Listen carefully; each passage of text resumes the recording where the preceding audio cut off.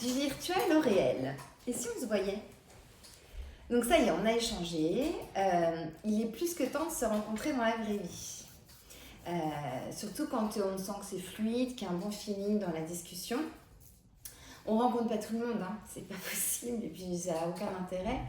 On sélectionne et dès qu'il y a des discussions intéressantes, on propose l'un ou l'autre. Moi, je trouve qu'il n'y a pas de règle. Mon conseil, c'est on n'attend pas trop.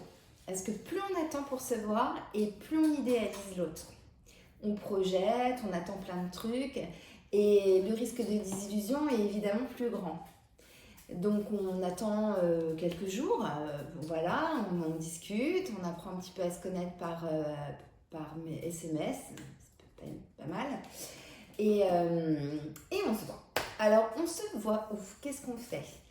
Alors moi je propose soit un café, soit un apéro, un petit verre, dans un endroit calme, un peu cosy. Surtout pas un endroit où vous avez l'habitude d'aller avec des copains ou des copines. C'est pas l'idéal de rencontrer quelqu'un quand on a un date, parce que ça déstabilise.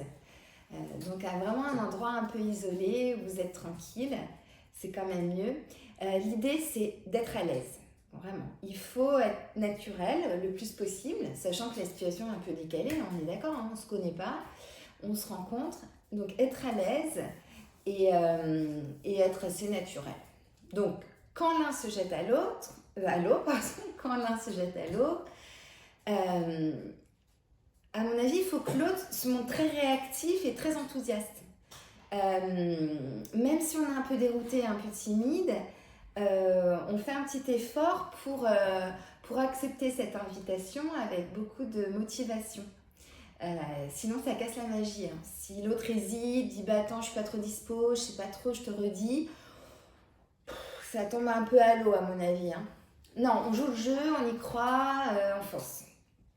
Et puis voilà, les sites de rencontres, on teste 1 fois, 3 fois, 50 fois, peu importe. Ce qu'il faut, c'est rester toujours optimiste.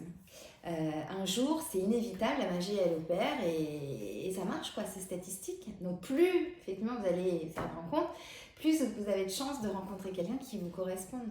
Alors des fois, ça marche à au premier rendez-vous, et ça peut arriver, hein, souvent. Puis des fois, ça sera au 10e, peu importe. Jamais se décourager.